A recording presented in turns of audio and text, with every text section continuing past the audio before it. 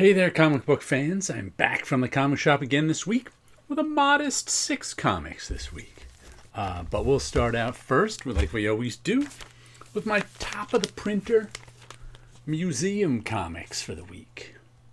We've got Black Goliath, number 5. Look at that. We get a big hole in the corner box there. This is one I've had since I was a kid. I probably got it that way.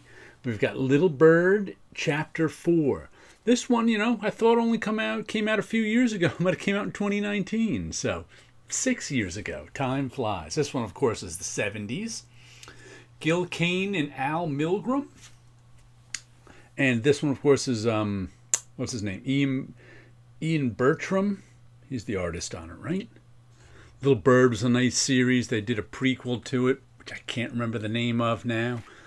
Just a couple of years ago. That one, I think it was 3 years between series. So I don't know when the other, or 4, I don't even remember. But I didn't remember this was all the way back in 2019. So I had those two. That weird looking kid. Had these two on top of my printer all week so I can look at them. Who's Black Goliath facing? When Titans rage. You may be a giant in your world, Goliath, but in mine, you are merely one more vanquished foe. Doesn't tell us his name. Oh well. Just some guy with an axe. Let's see what comics. Oh, this is a first issue I got.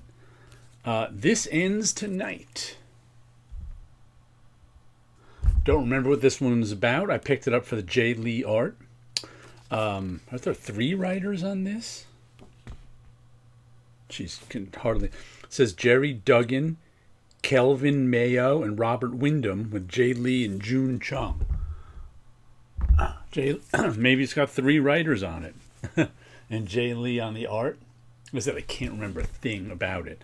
I was just like, oh, right up. Oh, by the way, red on black lettering. Never liked it very much.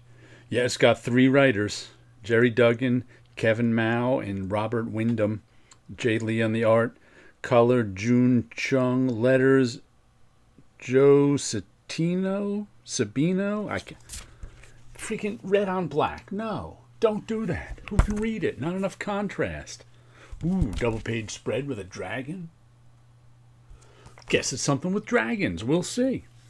But I just put the first issue on my pull list. If I like it, I'll put more. But Spawn, issue number 366. The first of the $4 Spawns, no longer, still only $2.99. Had to happen sooner or later. But Spawn went up in cover price. Do I drop it? I always said if it goes up in cover price, I'm going to drop it, but I don't know if I really will. It doesn't really deserve it. All comics are $4 now. It held on to $2.99 as to $3 as long as it could. Who's doing this? Todd McFarlane writing this. Yep, Brett Booth, Todd McFarlane, script, plot, art, Brett Booth, inks, Adelso Corona and Danielle Henriquez, Robert Nugent, colors, Tom Orzechowski on the lettering. I can't remember what was going on in Spawn last issue. Something, did they finish the vampire story? Are they back to some other half? I don't know why I can't remember it right now, but I can't. And it's part 4. I read parts 1 through 3.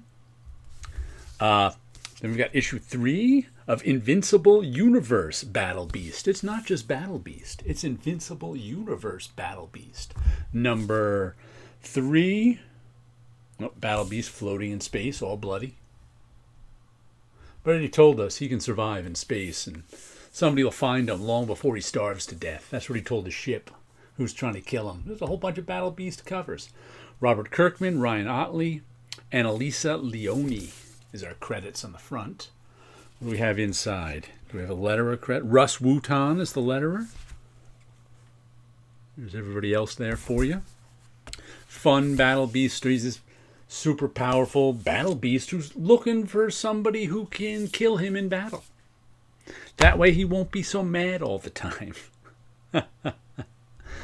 Now we've got issue number 4 of I Was a Fashion School Serial Killer. About a young college student, a young woman who's also a serial killer. There she is with some of her victims. This is by Doug Wagner, Daniel Hilliard, Michelle Madsen on color, and Ed Dukeshire on letters. This team has done a bunch of comics. This is the 4th series I think I've bought by them, so I enjoy them. They're just fun. They do these weird serial killer and maniac stories, so that's what this one's been so far. Here's a first issue I put on my... I think because... Well, let's see.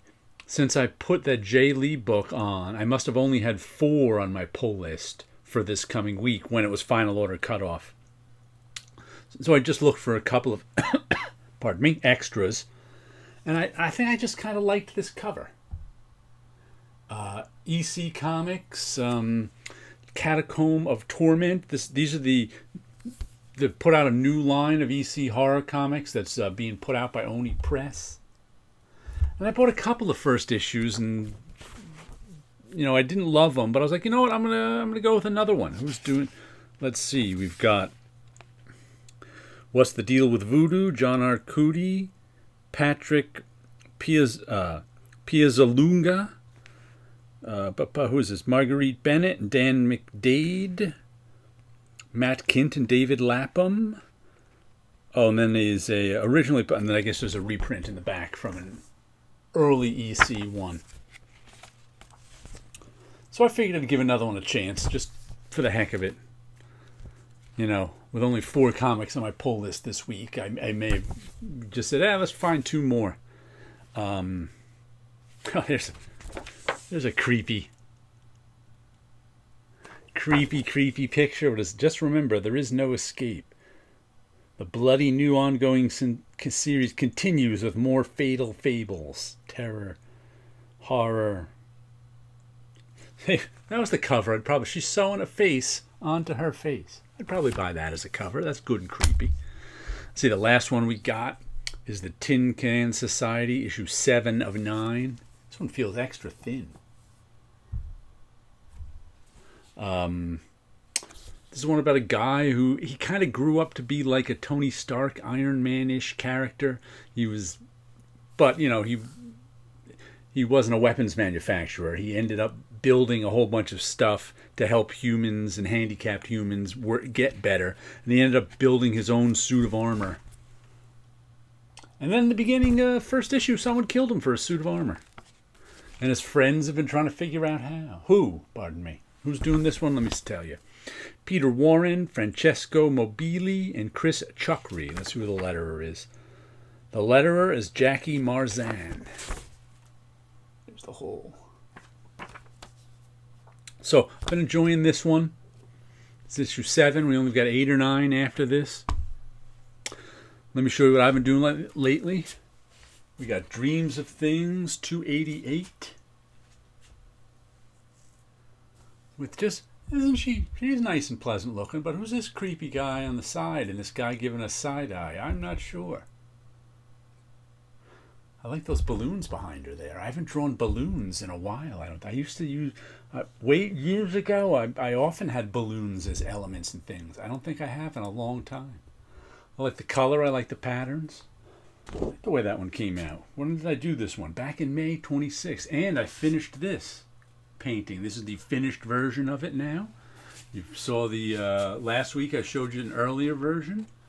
I like the way it came out. Give us a nice I've got hypno powers. You may think you're ahead of me, but only if I want you to. That's why the name of this one is Hypno Powers. What did this one take me? 7 days, I think, exactly. 7 days. Took a while. I haven't looked at it all day, so I'm looking at it now for the first time, going, because that's what I have to do. At a certain point, I have to kind of not put it away and not look at it. I often do. And then I look at it in a week or so and see if there's any finishing touches I need. But I don't think the last 2, there really haven't been any finishing touches, because often, like when I'm putting all these little colors and marks in, like one leads me to the next. And it takes 2 or 3 days to put all these, like all the finishing marks on. And then finally, when one doesn't lead me to the next, that's when I stop. And I go, I think I'm done here. I think I'm done there.